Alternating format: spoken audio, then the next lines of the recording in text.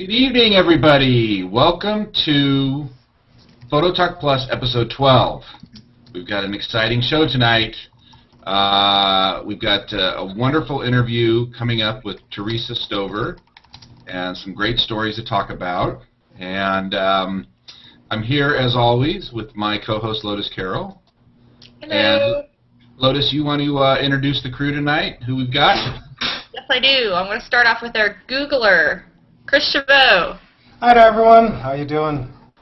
Chris Chabot. I run the Google Plus developer relations team. Big fan of photography as well. Sweet. We can find you here on Google Plus. Do you have a personal website too? No, Google Plus is my personal website, so it's good Exclusive. Exclusive. Okay. And Niki, forgive me if I pronounce your last name wrong. Just correct me, okay? Okay. Niki Aguirre? No. Ah. It's Aguirre. Everyone says Aguirre. It's Aguirre.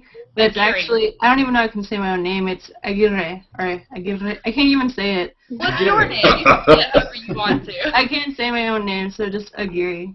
That's fine. Aguirre. Okay. Mhm. And where can we find you on the web? My website's Danya Nicole with an H. But I'm more active on G+, so you can just find me there. It's easier. Yeah, that's popular with this crowd, huh? Yeah. Okay, thanks for being on. See, I have next is Lotus do the introductions. That way I don't have to feel bad about getting the names wrong. Yeah, yeah. Next we have, let's see, I'd have to be really bad if I messed this up. Ricardo Williams. Joe, Ricardo's in the house.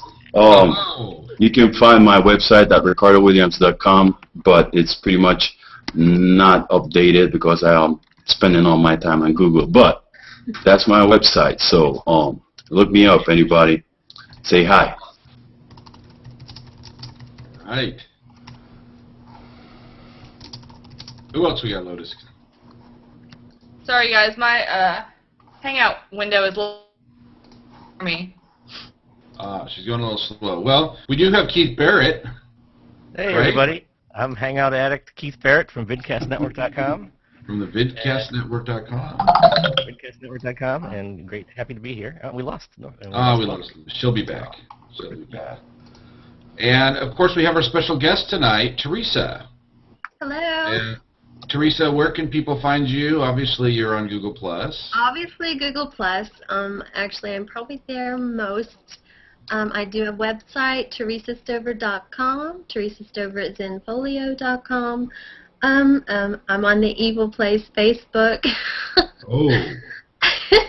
And then 500px, but I'm not really there much, so mostly Google Plus if you want to see my stuff. Awesome. All right.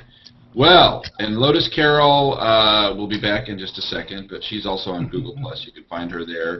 And she also blogs at sarcasticmom.com. And my blog's at thomashawk.com. And obviously, people know how to get hold of me. So, with that, why don't we get into the show? Story number one for tonight. I had a great opportunity last night to go on the new Photoshop show. So how was that? Which was terrific, I thought. Keith, what did you think? Oh, I thought it was a blast. I learned a lot from both presentations that were given, and I mean, Jan is just a treat to listen to talk. She makes it very easy to learn. Jan is phenomenal. For those of you that don't know Jan Kabili, she is I met her years ago through Scoble. And she taught me all of a sudden, all of these really cool tricks for Photoshop. And we've kept in touch over the years, and she's, really gotten involved with Google+.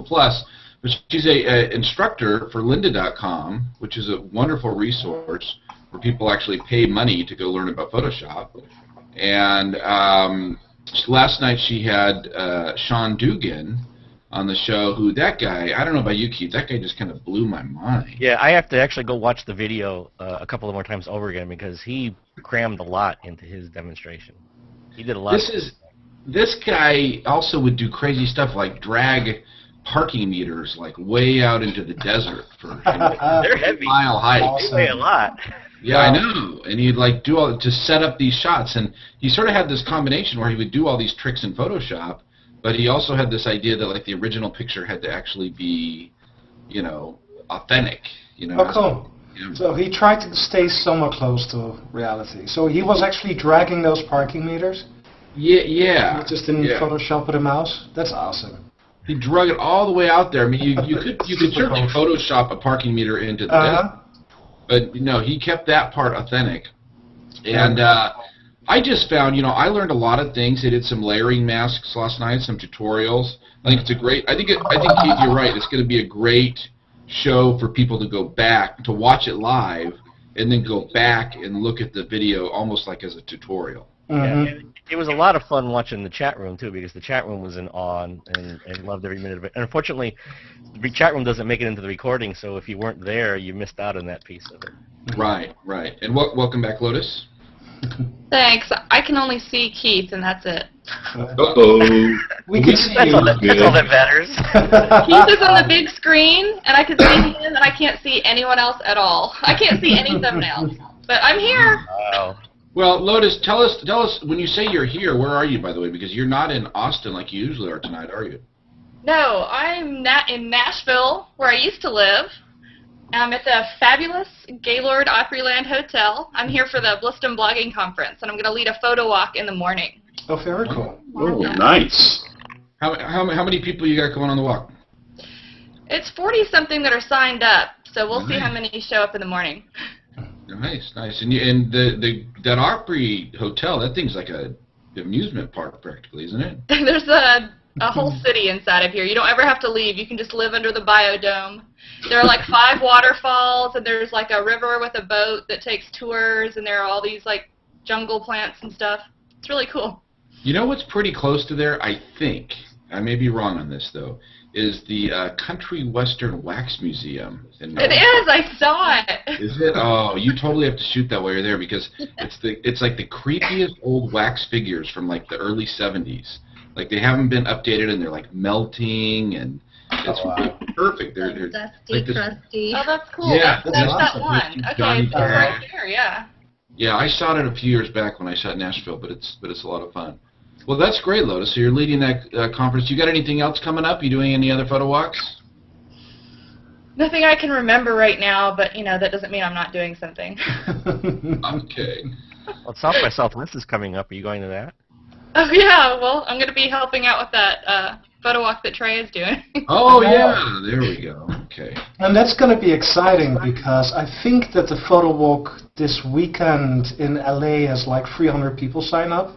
Over 300. So the heat is on, the bar's been set. We're going to have to try to get more than 300 by Southwest. Yeah, right. We got to beat that. I think last year Trey did a South by West photo walk, and I think it was the largest photo walk that's ever been done. Mm-hmm. Yeah. I've got high hopes. Yeah. And he's, and I guess this Los Angeles one, like you say, Chris, already has over 300 people I saw on the sign-up list. Which is so awesome. That's going to be Great. Oh, geez, that's terrific. So, yeah, that's and then also some of us are going to Utah for the Jarvie. For those of you that know the Jarvie, we're going in Utah. When is that, Lotus? It's in March 24th, 25th? Yeah, the Colors Festival weekend towards the end of March. Festival. So there's a bunch of people coming into town. Ricardo Lagos is coming, and Karen Hutton's coming. Yeah. Sly Vegas is coming. And What sliding, man? Sly the Man, he's going to be there. So a bunch of people are coming to that. So that should be fun. So there's a lot of fun stuff coming up with Google Plus Photos. Mm-hmm. Definitely going to be in the Festival of Colors as well. If you've seen You're coming, Chris? Perfect. Yeah, definitely. Have you seen some of the pictures that Scott took in the previous ones? They're amazing. It's one of those surreal things that you just can't experience anywhere else in the world. Yeah. It almost, I mean, it's not like Burning Man because it's not the magnitude of that, but it kind of almost has a feel like that to me. That sort of artistic expression. But, so we've got that coming up. But in any event, back to this Photoshop show, it's a great show. I had a great time. I learned a lot. Last night was the inaugural episode of it, the episode number 1. And I got to tell you, I just love seeing all these new Hangouts that broadcasted Hangouts that are showing up, particularly around photography. but it's just great to see. I mean, you know, there's Life Through the Lens, of course, and you know, Trey's show that he does, but it's, you know, seeing new ones pop up. So I think that's great, and I think I'm really looking forward to what Jan and Ron do with that show. So. So is it going to make you do more Photoshop work? You know, usually you're more of a Lightroom kind of person, right? Yeah, I am, Chris. You know, I only do about 5% of my stuff in Photoshop, and I do use Photoshop, and I will, and it's good to have it to be helpful. But I am using most of my stuff in Lightroom, and Lightroom, the Lightroom 4 beta is out right now, so I'm using that exclusively right now. And I think Jan said something in her post that, like, she's asking what people want to hear about, and I think she also said that, like, she'd talk about Lightroom too, right? Well, she will, because in fact, Lightroom is Photoshop. Yeah. That's Photoshop Lightroom. So there's something for everyone. Yeah, I'm sure she'll be doing episodes on Lightroom. Yeah. But, you know, I always love learning new tips and techniques. I mean, my biggest thing is I'm trying to process, pardon me, at least 350 photos a week, and it's just tough to do that all in Photoshop. So, you know, that's tough. But it's a great show, and I see Ron Clifford, the co-host of the show with Jan, is in the chat room tonight. So, hey, Ron. But we had a great time last night. So that's a great show, and that's going to be on Tuesdays. I think every other Tuesday, maybe. Is that right, Ron? It's going to be on every other Tuesday, just like Life Through the Lens is on every other Tuesday. It's going to be one or the other in the same time slot. Right. Okay. So that's perfect. Those two go together nice. So so we got that to talk about. For story number 2, should I say? Did you guys see that post that Scott Jarvie put up? It got a bunch of attention. It got almost 500 plus ones. That ad from Canon. Yeah, I saw that one. I thought it was hilarious. That was so funny. Yeah. I thought You know what I thought was really funny about that is that, you know, at the beginning, I've been shooting for a few years now, but at the beginning, I didn't used to think that way. You know, you just imagine something you want to shoot, and you just go for it. And I found myself like driving home after work, and you see like sunsets coming down, and you're like, oh, this is a nice like F4 1500, you know, and I'm driving, and I'm like, I should not be thinking about this, but it just pops into your head. So it made a lot of sense when I saw that ad, and it was really good. I thought it was very creative. I thought he used it perfectly, and you actually end up thinking like that when you're not even thinking about it. Yeah. Yeah. Well, one of the things that crossed my mind was, I remember like a couple of weeks ago, I got a call while I was walking in Chinatown photographing the Chinese New Year. Some people were going to photograph the sunset, and normally I would think I got a tripod, maybe I do some HDR shots, and my 40mm ultra wide angle lens. That's kind of like my typical sunset kit, right? That's like how I like to shoot a sunset. I didn't have any of those with me because I was just walking through the city in Chinatown. So instead I shot the whole sunset with like a 135mm zoom lens without a tripod at all, just handheld. And I just loved having a totally different experience and looking at completely different elements than I normally would have been focused on. So partially when I saw Scott's post was, yes, there's certain things going through your head where you think, well, that's the way that I usually record this kind of moment. But it's kind of good to mix it up as well. Try something different. Sure. Yeah, I think so. I think, you know, it's interesting that, you know, because Nikon can't come out with anything original at all, and here's something really nice from Canon. Here we go. No. That's just for the ratings. Just a little Nikon Canon war. No. It's you know, I think it's interesting though. In the post that I put about tonight's show, there was a little debate going on my own stream where, you know, somebody was saying, "Oh, I prefer to live real life instead of, you know, all this photography stuff." And, you know, I look at an ad like this, and to me, that's wonderful because this is real life. You know, I view life, I live life through the lens, right, Keith? Life through the lens, and. So it's, you know, I think it's a great way to see the world. I mean, I'm constantly thinking, you know, framing shots just as I walk around, even if I don't have my camera in my hand. But, yeah, I think that the joke is really funny, but it's, in a way, it's a little derogatory because it did make me think it was saying, like, the way that we photographers see the world, we're not enjoying it as much as others. Yeah, You but I should think Be it's enjoying the opposite. time with your loved one. Instead, you're, framing a shot. But I actually think I enjoy the world more because I notice more of it than I used to. Mm-hmm. Oh, yeah. Well, you could always put your loved one in the frame with the sunset. I know. That's what Scott Jarvis was thinking, right? Yeah. At 1.4, flash on a loved one, you're going to get a beautiful shot. The photography has definitely done that for me too, though. I mean, you can't look at the sunset the same anymore. Whenever it's blue hour, you go, oh wow, that offsets with those yellow lights so beautifully. Whenever you see it, you look at the details so differently. You notice much more of the world around you when you've done photography for a while. Oh. I kind of see that as a gift. I see a lot more now than I did before. Yeah, Yeah, Verena, I completely agree. Verena Patel in the comments on Jarvis' post, she talked about how she had sliced her hand on a rock. Yeah. And, even though her hand's all cut up, her first thought was, oh, look how beautiful that blood dripping into the Wow. Uh-huh. I just posted a shot this past week of my bloody hand, which I did the same thing. I cut my hand open in the kitchen, and the first thing I did when I saw the blood dripping into the sink was grab my camera and take a photo of it. Nice. Yeah. We weird people, we just do things differently. Yeah. But I loved the comments on that post too, because people were like, "Yeah, that's right. You grab the camera first." And now, Canon, when you see this, I will take one of those Canon 5D Mark IIIs when they're out. I'll take a 1DX. Is that if anybody has one? An extra one around. No, Canon, they don't get it yet, I don't think. But so that was, I thought, an interesting post. Another post this week that we had. Well, before we get into that, the next post, we should talk about backing up your photos, because that's very important. It is. My computer just died on me today, and I had that whole thought of like, ugh, what am I going to do if I lost all these documents I created since the last time I backed up? It is the worst. It is the worst. It is awful. I felt All hard horrible. drives will fail. It's not a matter of if, it's when. And which is why I personally replicate all my data across one of these wonderful robos, which is kind of I should probably clean The thing. it's not. It looks a lot nicer if it's cleaned up.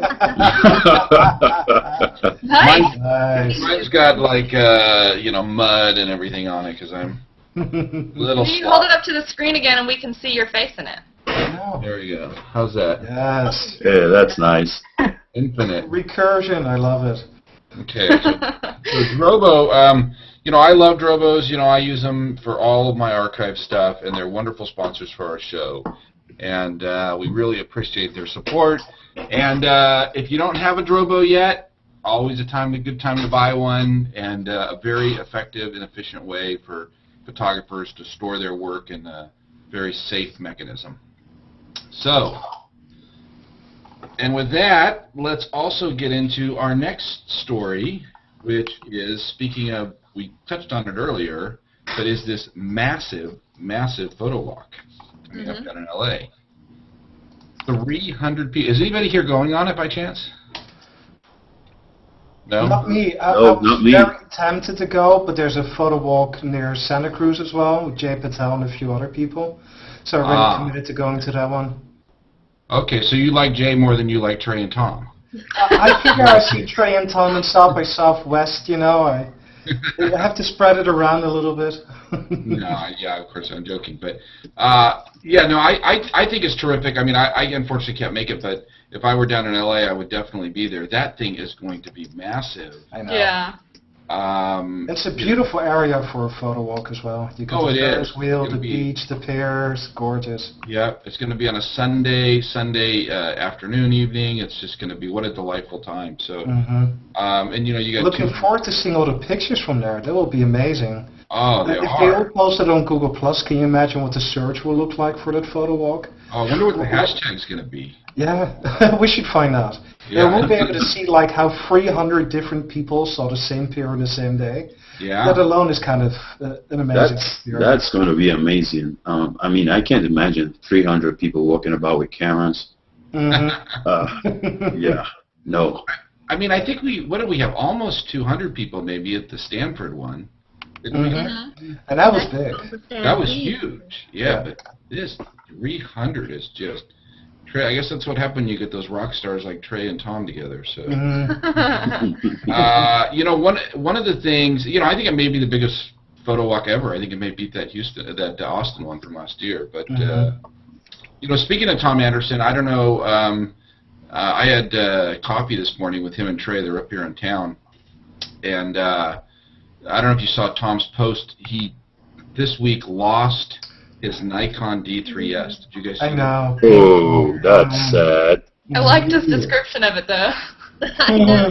You know, The slow-mo, seeing it falling into the ocean and sinking The down. sound of it, It like, was crashing first, and heart-wrenching. you know, I have to say Tom has a really good attitude about it. Yeah. You know, I mean, you know, I thought, you know, and I'm, you know, nobody likes to see their camera. I've had my camera fall off the tripod before and I lost the lens, but I mean, never to watch it actually like go right into the ocean. Not thinking like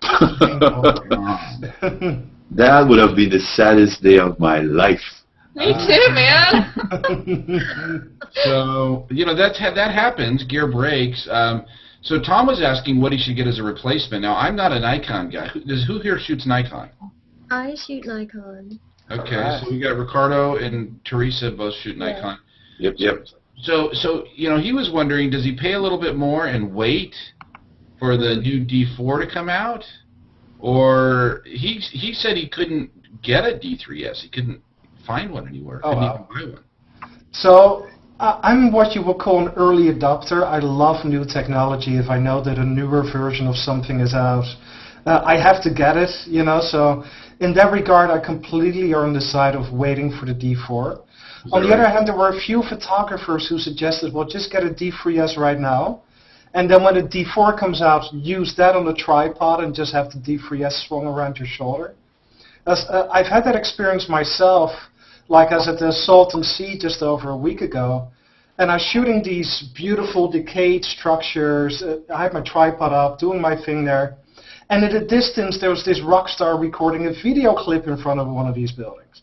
So I had a second camera around my shoulder, and I was able to shoot some of the video clip recording that was going on there. So having two cameras can be incredibly useful for those environmental shots. Because I have to admit, waiting for a month or more to have a camera sounds very difficult as well. Yeah. That would be my suggestion anyway, just get both of them. Yeah, although, you know, he'll probably lose another one in the next month anyway. True. Well, I would have to agree with Chris. I mean, if budget is not an issue, just go for the two. If it is, and then it depends on how much do you need the camera and how fast do you need it. If I had a backup and it was good enough, I'll wait for the D4 as it's a new thing, and I've heard that and I've read some reviews, and it seems to be a very, very good camera. But it all depends on how much he can wait, how much budget he's like willing to spend, and how fast he needs to have a camera back. I know I'll be like swimming looking for that camera right now. I know, right? You know, this is kind of though where I think Nikon and the big camera makers just don't get it, because if they were smart, they don't have to give him a camera, but they would be like, they would go to Tom and they would say, oh, let us give you a D4 right now so you could shoot with it, because he would write some big glowing post about it. It gets seen by thousands and thousands of people, and they'd give him a loaner for 3 weeks or something, or a month, or till the new one comes out. But it's just, it always boggles my mind that these big camera companies can't figure out. I mean, what a great PR opportunity to take a guy like that and I mean, he'd be talking about it and carrying it at this big photo walk with all these people, and you know.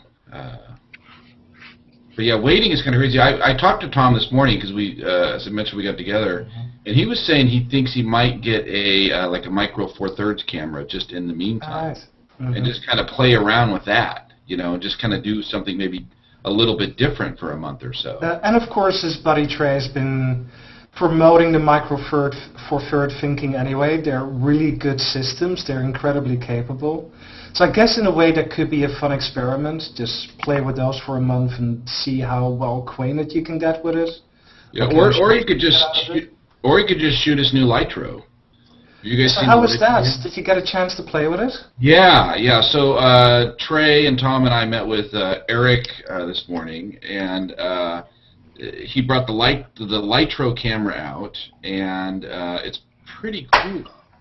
It's you guys have seen the basic idea. It focuses. You take a picture, and you can change the focus with the software really anywhere in the picture after the fact. Yeah. So whereas I'm shooting f2 right now, and I'll focus on a certain point, and that point's in focus, and everything else is not. Or if I want to crank it up to whatever f22 or something, I'll get everything in focus. But the Lytro, it just shoots everything, and you can have everything in focus. You can have part of it in focus. You can have none of it in focus. So I think it's interesting. It's going to retail for $300 or $400. Which is affordable. Yeah, so it's pretty affordable. affordable. Like that, that's pretty awesome. Yeah, I mean, I kind of like the control of having it myself, to be able to, eye pinpoint where it is in camera. And I sort of think that the optics of a $300 or $400 camera aren't going to be quite the quality of a high-end DSLR. I think what there'll be a huge use for it, though, is in the consumer, the basic. For just point and shoot, it's awesome. Right. Don't make mistakes with focusing anymore. That's good. Right. For part of what you're saying about I like having the control. Yeah. Just as you were starting to tell us about the camera, I was thinking in a way it's a revolution like the people in the film days for the longest time said how they love to have the control over the chemicals and what they threw in the bath, where they developed the film and all that kind of stuff. Personally, I love shooting with digital and being able to change those things in light. So I can imagine that in a way having that freedom to change even more things after the fact is kind of nice, right? Maybe you do want to make multiple versions, or maybe when you do have more time, you can get more out of the picture by sitting down, looking at it, and deciding how to put a focus on it. So I'm definitely not against it in principle. I'm just not as sold if the optical quality is going to be as good as what our SLRs can do. I mean, there's got to be some light loss when it's also always absorbing all light and everything's in focus. I guess I have to see it for myself. But yeah, it is interesting. One of the things that I saw with it is it was a lot smaller than I thought it was. In the pictures I've seen, it looked like it's a lot bigger, but it's just a tiny little thing. Oh, cool. And it's a tiny little square box, and all the pictures are square. And Eric Chang, who works for Lytro, he's the one that walked us through it today. He brought it out, and there's some software that comes with it. One of the things that I thought was kind of cool is he would take a picture that had been taken with the Lytro, and you could kind of move the focus points around, and it almost looked like an animated GIF. You could move the head around and do weird stuff. And so I could see how artists would have sort of new ways of creating photographs with a camera like that. And that's also what I think Trey was most interested in when we were talking with Eric. Was sort of that application of it. But I could see sort of an artsy application with it. Or I could see also I could certainly see the point and shoot crowd that all they want to do is take pictures of their kids' birthday parties, and they want everything to be in focus, and they might get it wrong. And if it's so small and portable, that sounds like it's ideal for throwing it in your coat pockets and just having it on you all the time. Yeah. So for point and shoot, that's really good. Yeah, it seemed pretty cool. I mean, I liked it. I'm going to play around one with a little bit more. Eric and I are getting together again on Friday, but I thought it's certainly. I love seeing technology being pushed, and I know Adobe's working on a lot of that same technology right now with sort of focusing after the fact, and I think I love it. I thought it was great. So, Niki, would you ever play with one? Because your photo style isn't exactly point and shoot. And you've been really quiet, so how do you feel about those? Anything that I can be creative with, it doesn't even matter, really. Oh, cool. I like that answer. Mm-hmm. So the camera doesn't matter to you, Niki? No, well, I mean, I shoot with a Canon 5D, but I mean, it allows me to be more creative because I have more control over what I want to express. But it's just the range of, it is just control. So really, I mean, with an iPhone, I've seen some incredible stuff. I just started doing the iPhone photos just for fun, but I've seen stuff out there that's amazing that people have done with their iPhone, and it's really inspiring. But it just tells you can do it with anything. But you have nice toys, well, you can make really cool stuff too. So. Yeah, I think with a nicer toy, you just have more range and more control, but you can't really let the other gear limit you. You can still make really beautiful art with it. Right.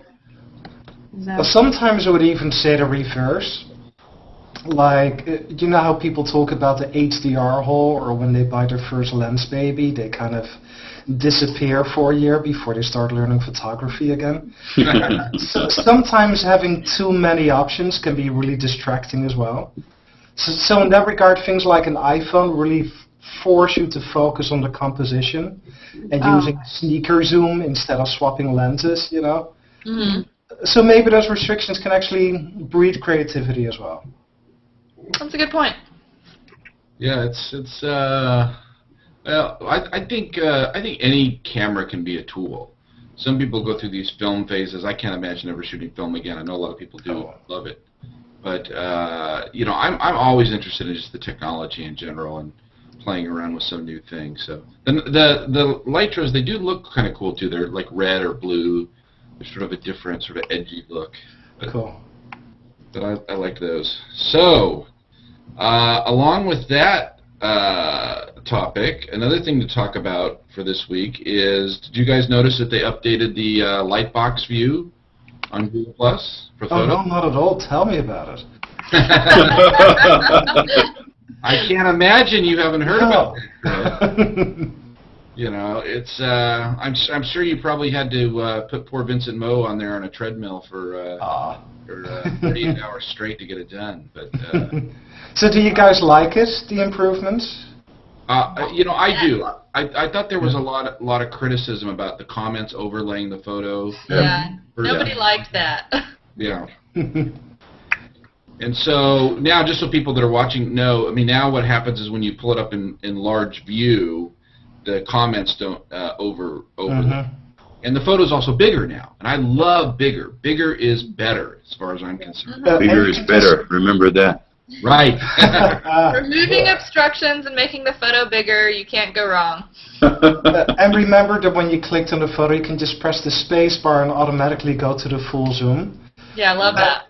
And the thing that always fascinates me is that we design these things to be useful to everyone, right? And you can imagine that if you do just take a couple pictures in a birthday party and you don't really think about composition, let alone composition of photography, those overlay comments were a nice way to still get a social context with a picture. As a photographer, on the other hand, I didn't like them at all either, so I'm also happy with the change. Yeah. Definitely. Yeah. Was there, when a change like that's made, Chris, is there like a lot of internal back and forth? Is it, do you look at all that feedback that comes in, or how does, when Google makes these sort of UI tweaks and stuff, what's the process? So usually we start with we have a fantastic UX team. They come up with proposals of how people would interact with these kind of user interfaces. They might invite some people over to see how they interact with it, have a camera on them, study their behavior, those kind of things. Then as soon as that's done and that design is put into reality, sometimes we'll go into experiments where we roll this out to a certain percentage of all the users and see, does their behavior change when we give them this new feature, right? And do we like the change of their behavior? So that's kind of the life cycle that a lot of these things go through before they become the de facto new way of doing things. Yeah. So it's a bit of a process, but so when the comments started overlaying, what kind of behavior did you notice? A lot of send feedback button pushing? Especially from you, Lotus. It is a break. I hate it. No, it's really diverse. I mean, Google Plus is a pretty big place, so Yeah. a lot of people are just taking holiday snaps. They're not even looking what they're taking a picture of, which is absolutely fine. They're taking a picture for memory and not as an art form. So I would never criticize that. I think that's perfectly valid. And for those kind of people, maybe that social context in the overlaying comments was a pretty nifty feature. For photographers and those kind of things, a little bit less. So in the end, we made the call that the pretty displaying the full view would be more important. So that's what we stuck to. But I can't talk about the exact feedback reports that you sent. Now, Chris, is there a pool going on at Google, like a betting pool, over how long it's going to take Facebook to copy these updates now? That's an excellent idea. I guess we should start one of those. Yeah, how many days it's going to be? No, I'm joking. Facebook's fine too. Mm-hmm. But their new Lightbox view does look an awful lot like Google Plus's. I told Vince. I just see it as a sincere form of flattery, I guess. Exactly. That's exactly right. That's what I was going to say. Sincere form of flattery. So. Anyways, a couple other things that I noticed on Google Plus this week, and that there were some posts about, is it seems like Google is revving up the engine a little bit more on the promotion side of things. Did you guys see the Google homepage? It's got you can share right from the Google homepage now. It's good. Google.com. They've got that, and then you can also you can put your Google Plus page on your YouTube account now. Which is good. You know, personally, you read some of the stuff out in the tech press out there, and some people say, "Oh, I don't like Google. They're pushing Google Plus or this, that."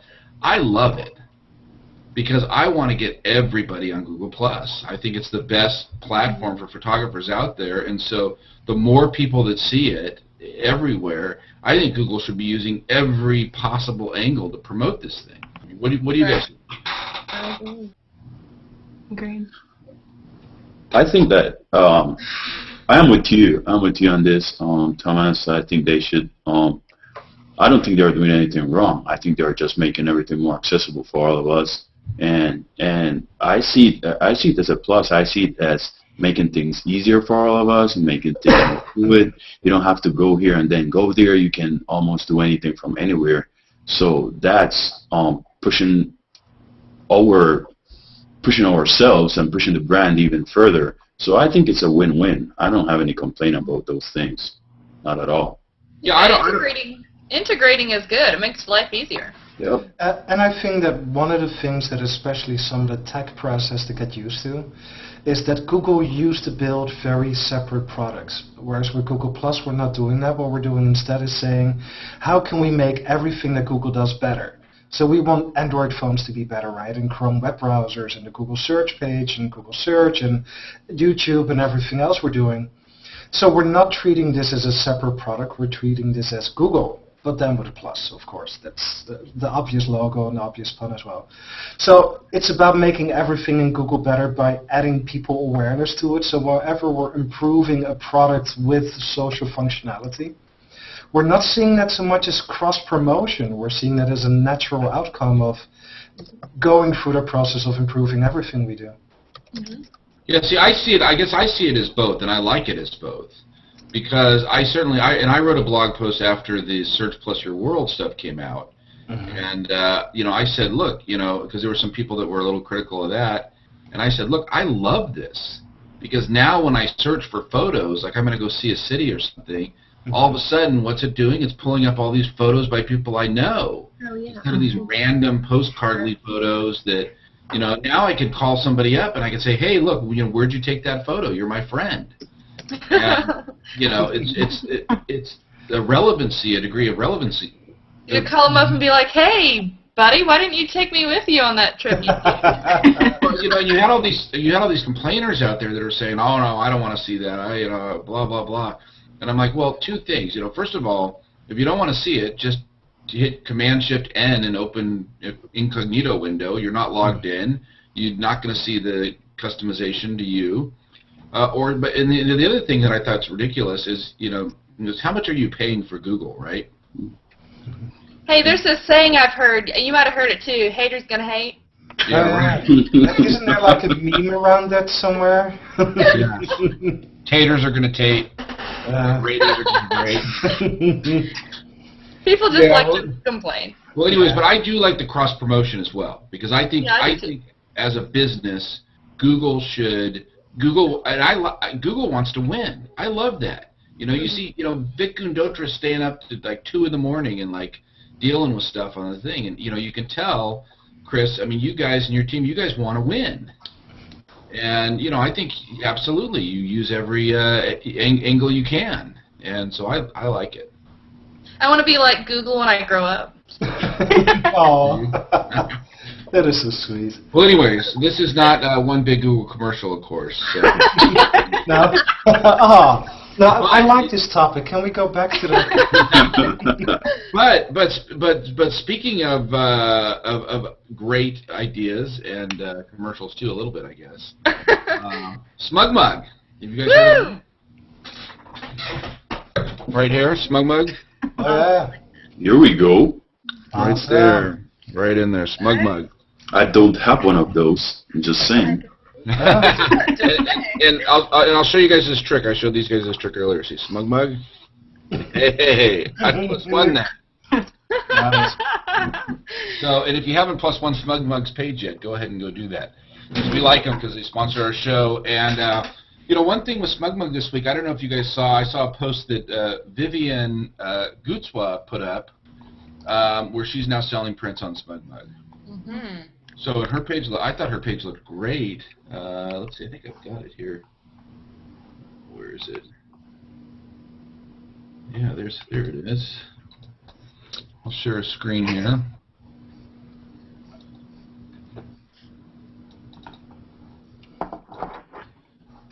This is Vivienne's. Oh, there's Lotus. Sorry, I didn't wear mine tonight. Oh, nice. Awesome. Nice, Lotus. So this is Vivienne's New York page. Isn't that beautiful? It's Look gorgeous. Look at that. And Vivienne's work is so good. Vivienne's, by the way, she's going to be on this show 2 weeks from tonight. Yeah. I love Talk her. about her work. But, you just click on the different pictures, and if you want to buy them, beautiful, these amazing pictures. She is so Yeah, her talented. photos are beautiful, and SmugMug just presents them so beautifully that it's just such a great match when you see work like this on a page like that. So yeah, and it's the nice thing they let you keep 85% of the markup on all the prints that you sell, which is great given that they're doing that fulfillment. They set these sites up for you. If someone wants to buy, they just click buy this photo. Boom, there's your gallery. You got all the different sizes here. You can choose which size you want. You can get a 16 by 20 here for $92, and you check out and you buy it. So it's a wonderful resource for photographers. I love seeing Vivienne's. I think it looks great. And we do love SmugMug and appreciate them supporting the show. Yes, indeed. Yeah. So, and with that, now is the part of the show where we get into visiting with our very special guest. Pippi Longstockings! Yeah. Yes. Teresa Stover. So, Teresa, welcome to Photo Talk Plus. Thank you. Thank you for having me. Absolutely. I've been a huge fan of your work. You've got such an eye. You've got such a style. Mm-hmm. You make people look so beautiful. Oh, my God. It's Well, thank you. talent. Maybe tell us a little bit about you. How long have you been shooting? Where do you live? Okay. All that good stuff. Well, I live in West Virginia. And no, it's not the western part of Virginia. It is a state. I lived in New York for a while, and I always told them I was from West Virginia, and they were like, "Oh, Virginia." And I'm like, "No, West Virginia." So it is a state. It is a mountainous state. Most of our state is covered in trees, so that's one of the reasons why you see so many trees in my pictures. I started out actually as a painter.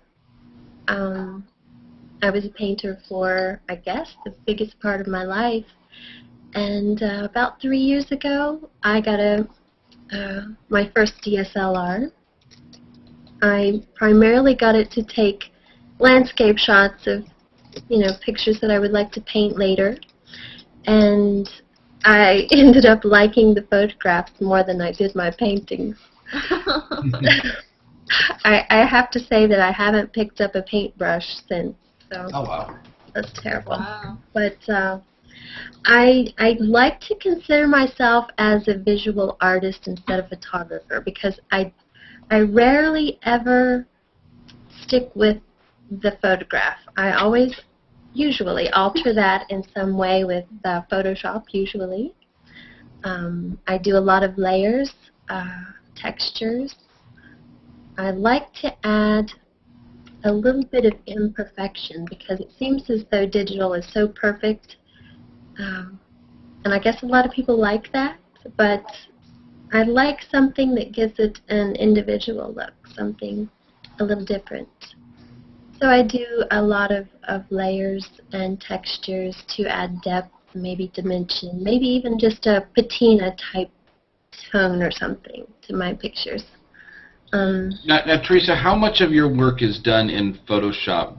Do you use Lightroom at all, or is it all Photoshop? I never use Lightroom. No, it's all Photoshop. It is all Photoshop. Did you use other software besides Photoshop? No, actually I don't. I do have Lightroom, and I did use it for a while. I don't know why I prefer Photoshop. I just do.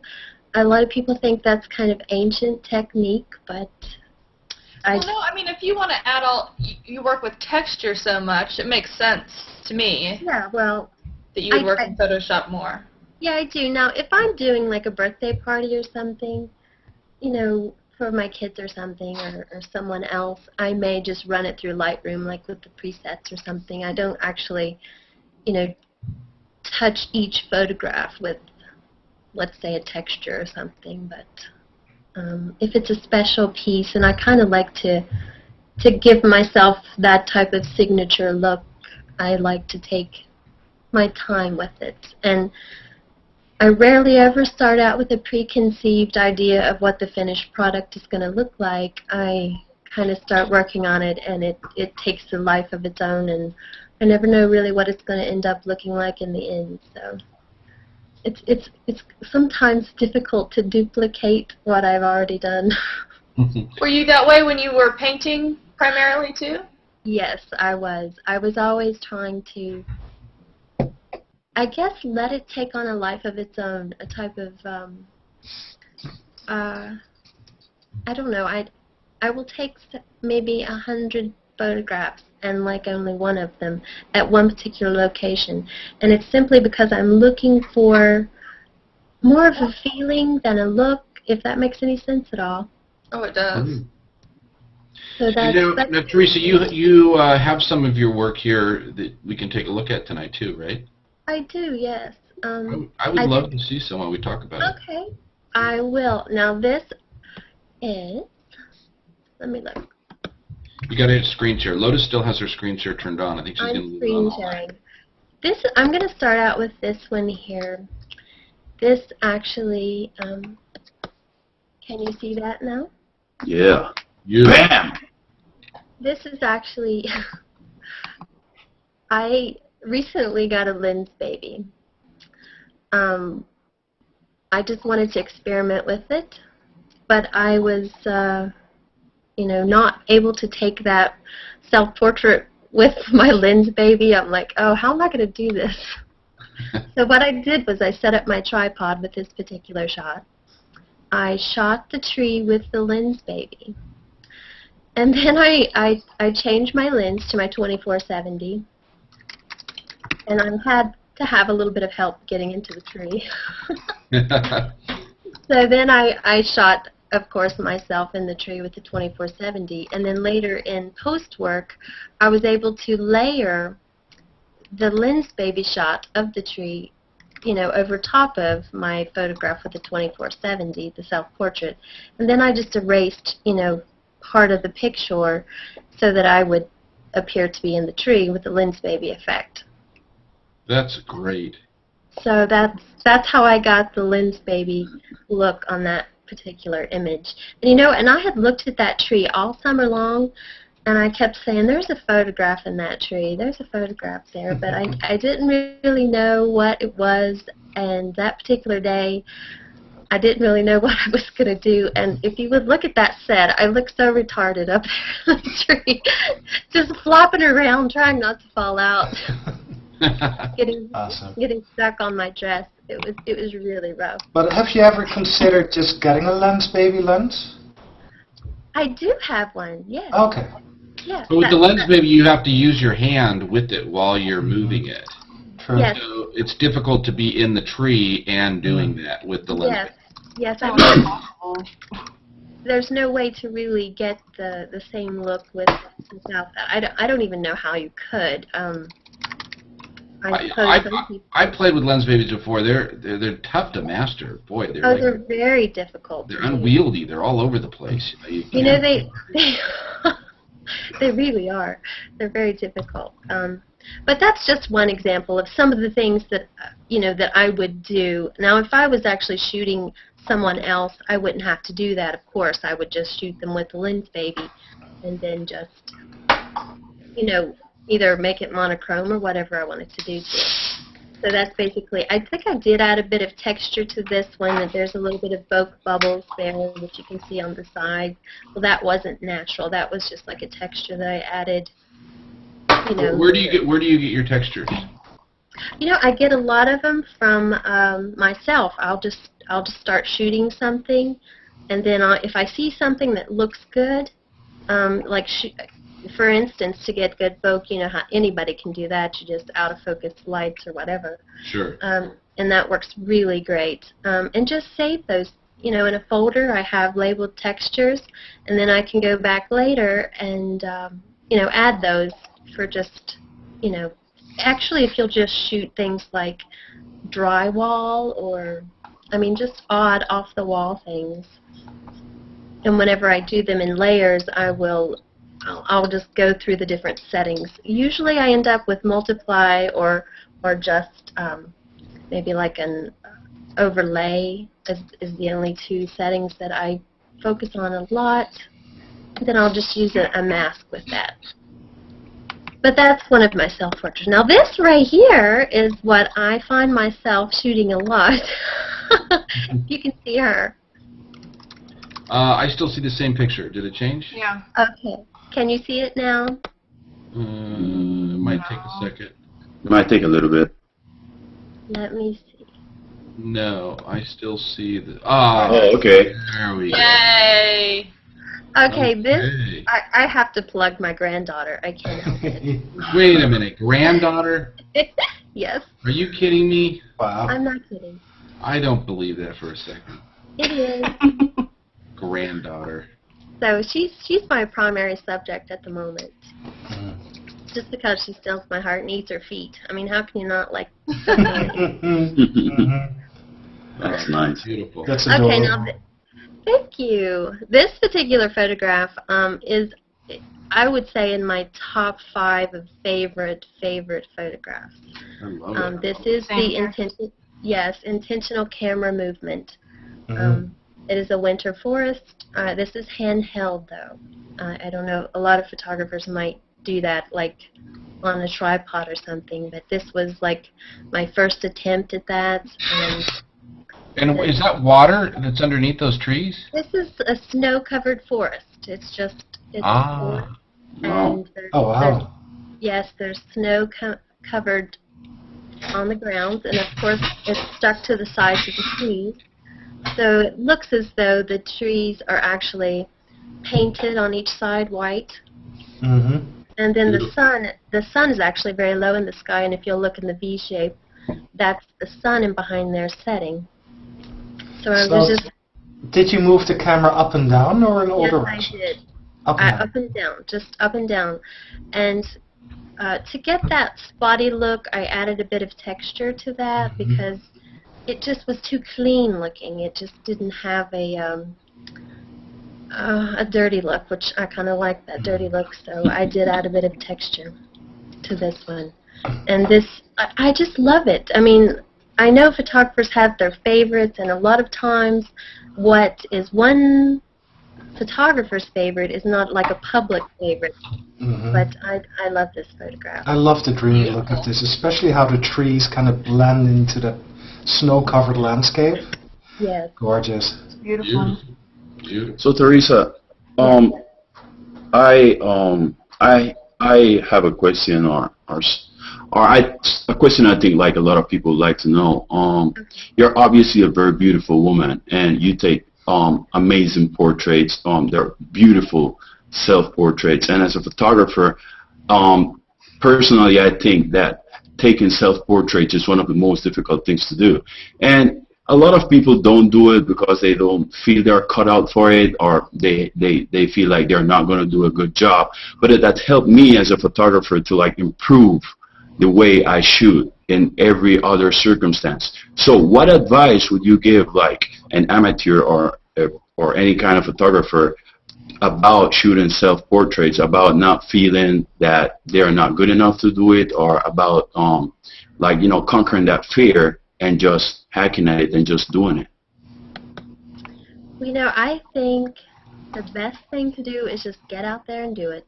Just get in front of the camera. Experiment. I mean, what's it going to hurt? You have to find your niche in it. I mean, everybody has a different style. Every photographer, whether they're landscape photographer, street photographer, they have their own unique signature style.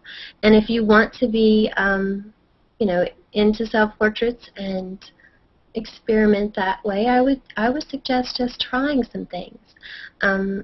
Look at other people's work and get inspiration from them if it's someone that you admire. There's so many people out there doing incredible things with Photoshop and altering the pictures, adding other elements in there. Experiment. I mean, I get inspiration by looking at Niki. Oh my goodness, she inspires me. When I first came to Google+, I was so thankful to find her.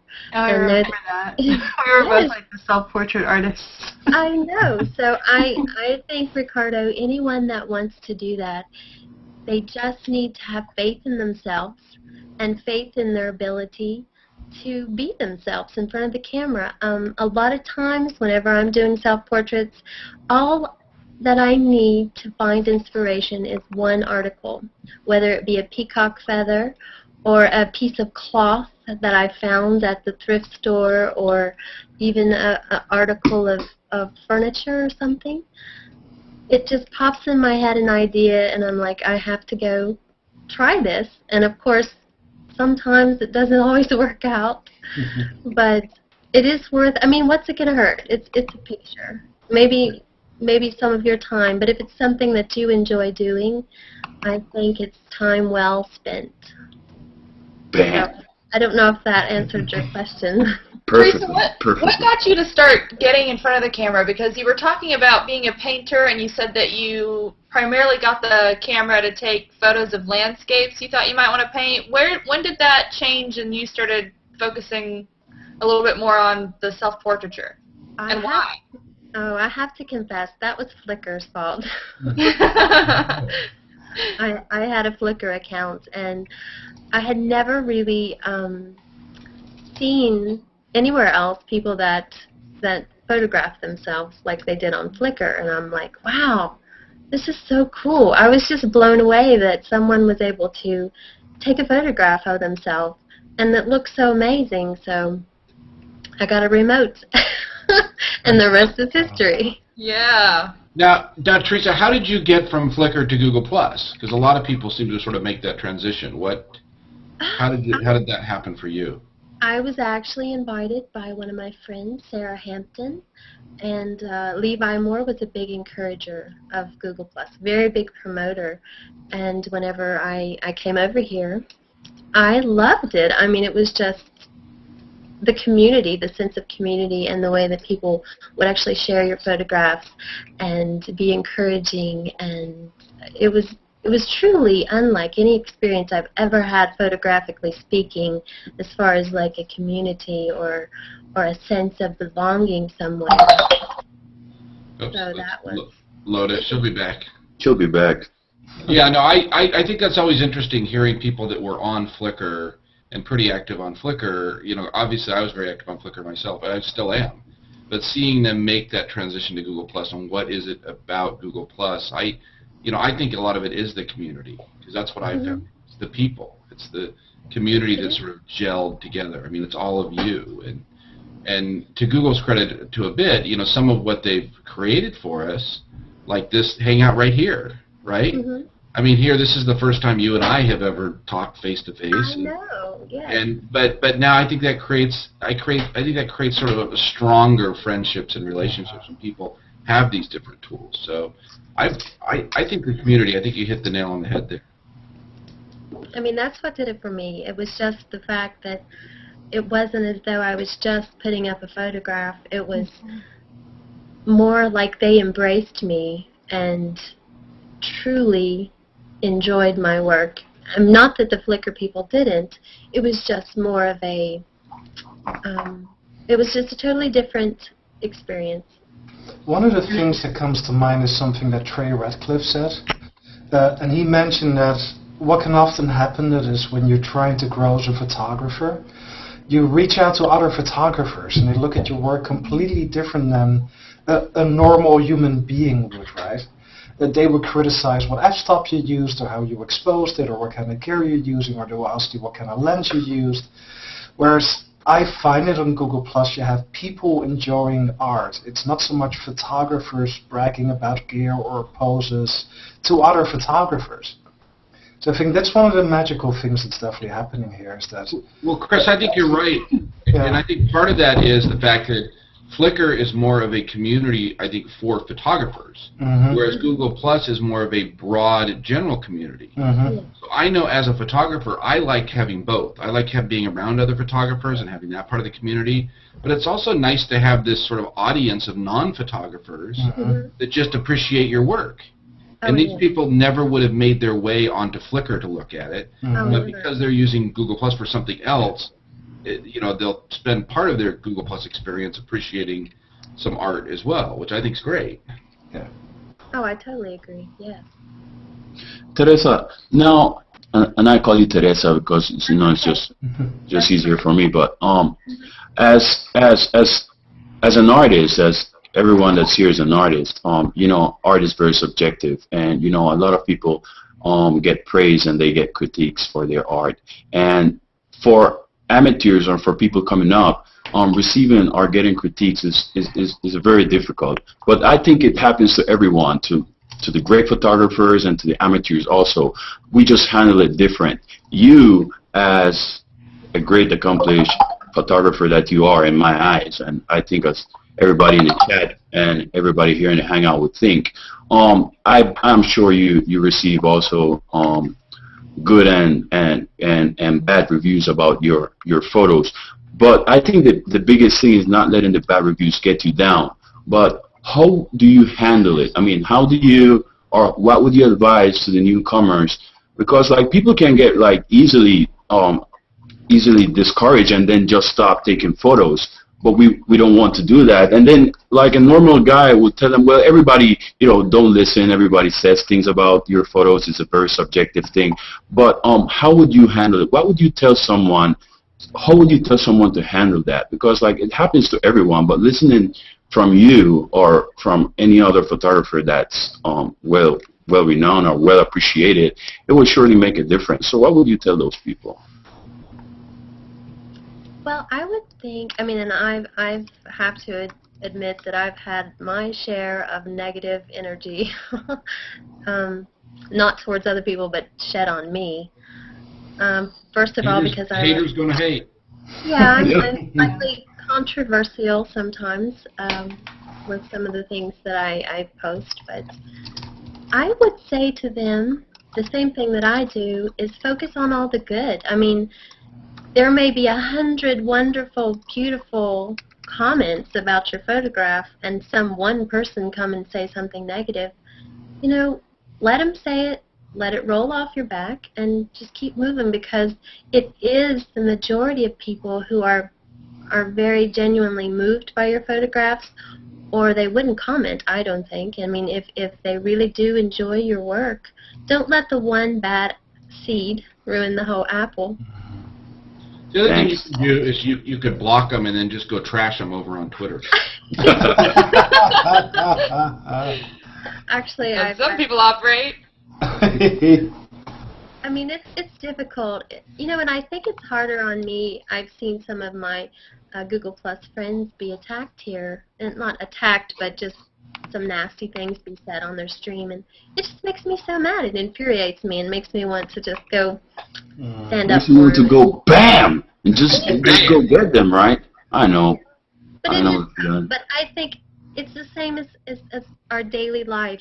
There's always going to be some negative energy out there trying to spoil your day, so just buck up and get on. Yeah. Cool. So there was one question in the chat room from Ron Clifford. As a creative person, how do you overcome your creative laws? That's Or tough. you don't have them? I do have them, actually. A lot of the ways, as I take a break, I'll put my camera down. It may be for a day, it may be for a week, it may be for, I don't think I've ever put it down for a month, but I submerge myself in the art of other photographers. Mm-hmm. I just bathe in their creativity, and I find that eventually they inspire me. I mean, it's like a renewal of sorts, and before I know it, I've got a new idea. And I mean, of course, they have contributed to my idea, but without them, without viewing their work, appreciating their work, I don't think it would be possible to truly go through those lows and come out, you know, high and reach for those higher levels in your art. Cool. Oh, Teresa. poor Lotus. Her hotel was not behaving well. I do have a question. I'm just kind of curious where you come from, but do you have any kind of like habits like right before you do a self-portrait, and like what kind of moods do you get in before you do it? Because you live in such a like desaturated, smooth world, and I'm kind of curious like how do you get there mentally? And I want to know like how you go into that kind of world. And I've been curious for a long time now. It's kind of funny, actually. In my camera backpack, you will find various articles of props and things. So as I'm a huge backpacker, hiker. I mean, I go out into the wilderness where there's no cell signal or anything. A lot of times, I don't go for the sole purpose of taking photographs, but it is an extension of me. And, you know, my self-portrait photography is an extension of that as well. So I always carry some dresses or some cloth or Cool. my remote control or something. I can totally imagine you hiking with gigantic backpacks now. Actually, I do. Yeah. Awesome.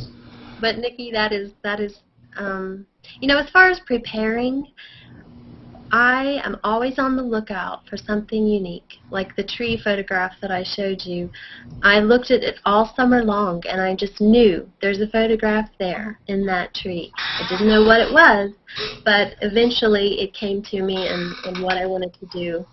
So I always look out for special little spots and that type of thing. So. Now, Teresa, did you shoot film at all, or have you always been digital? You know, I have always been, well, of course, I shot like a Vivitar 35mm because I am rather old. So, of course, I've been around long enough for film. But I do have a Mamiya 645 that is a medium format, and I wanted to dive into that, but I've been very hesitant because I mean, I've actually shot some of it, but it's difficult to find the film. I mean, I'm curious about it just because I like the look of film, and if you'll notice, I have a tendency to process a lot of my digital work to look, you know, have film tones and film look with the grain. So I'm fascinated by it. So someday. You know, speaking of your work, maybe we could look at a couple of other pictures too. Oh, sure. While we talk, I'd love to see a little bit more of it. Let me screen share. I recently had the enjoyment of going to New York, and I was just amazed. I'd never been. Can you see that now? Yeah. Yes. I'd never been to New York, and I want to go back. It was as though the canyons were made of, I mean, it was like canyons. Yeah, it's a beautiful place. It's so overwhelming the first time you go. I remember my first trip to New York after college. Oh, yes, and I definitely want to go back. I don't feel like I captured it the way that I wanted to. I love that. That's always the trap, though. Anytime that I go to an amazing place, I come back and then I love the images. And 2 seconds right after that, I think, oh, I could have done so much better. And I want to go back there again. I agree. There's always that feeling of, oh, I could have done better. This one actually was part of an exhibit of where I live, Appalachia. I am part of the Tamarack, the Best of West Virginia, which is a wonderful organization, nonprofit, and they're dedicated to preserving the heritage, the cultural here in West Virginia, the Appalachian heritage. And this is my grandmother, and those are her apples from her yard. So I just felt like that needed to be in the exhibit. So they love that. They use that. Wonderful. Now, are you familiar with the work of Shelby Lee Adams? I am very familiar with that name. Yes. What do you think of his work? I mean, he shot Appalachia. He's probably one of the most famous photographers that's photographed it. You know, I appreciate all of that. I mean, every artist like that, they're coming from different places in their life, and I just love the diversity of what each person can bring to that and what they bring from it. You know, I mean, because there's so many different aspects of it that you can show.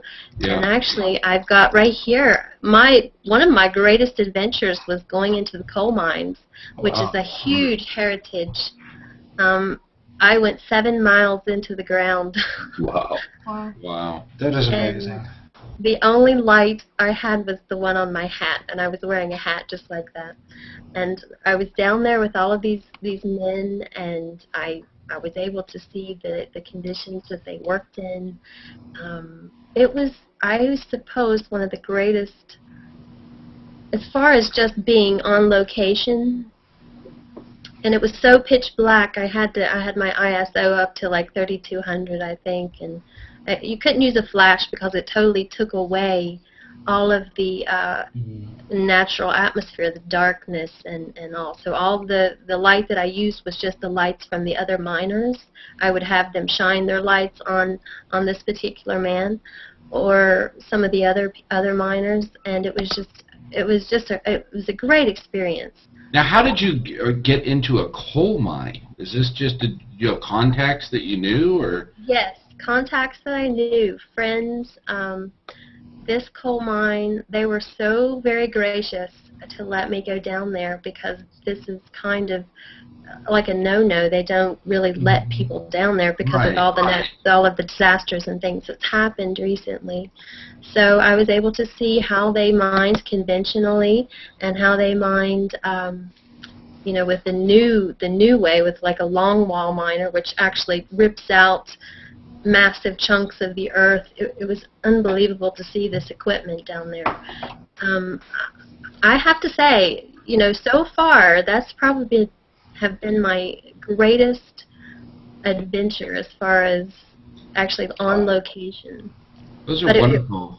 I look at these photographs and it's like I feel like I'm looking at those wonderful, beautifully documentary photographs from Life magazine in the 70s. Well, this was actually the airlock. You had to shut these doors because the airflow in the coal mine cannot change at all. If it changes, it causes some serious issues with fire hazards. So they airlock into this room. You shut this door behind you, go into the other one, and then you can go outside. Right. So it was just very interesting to see the dangers and to see the lifestyle. But it was wonderful. I mean, I loved it. I loved that experience. And there were 2 questions in the chat room. The first one was, wow, your camera must have been dirty. How did you get it clean? Or how did it survive? I'm going to be honest, it was not that dirty down there. It was very clean. The air quality was very clean. I didn't have any dirt. Surprisingly, they keep everything very ventilated. The air is always fresh. I was down there for 7 hours, I think, under 7 miles of earth. And I was very scared a little bit. Yeah. But it was very, very interesting. And those guys work hard. That's all I can say. And there's another question. You seem to prefer natural light, but do you work with flashes and stuff often? I only work with flashes when I absolutely have to. I don't think there's any way to completely avoid it. I am a huge fan of Jeff Ashcroft. I don't know if you're familiar with his photography work. He's one of the top 10 wedding photographers, and he uses complete natural light and a very high ISO, which is basically what I've got right here. Of course, I did use a little bit of the noise reduction in Photoshop when I took these, which helped tremendously. But I do like natural light. I think it really sets the atmosphere of the place. Those are great. And well, I think we're running about that time. We have to stop the recorded broadcast. So we're going to stop the recorded broadcast, and then everybody can join us right back here. For those of you that are watching live, don't go away. We will be right back, and we're going to take more questions with Teresa, and also take a lot of questions from the chat room. So come back with your questions. Everybody in the room, as I mentioned earlier, just go to my stream and you'll receive another invite, and we'll bring some more people in with the questions from the comments in the chat room. So see you all in about 2 minutes. See ya.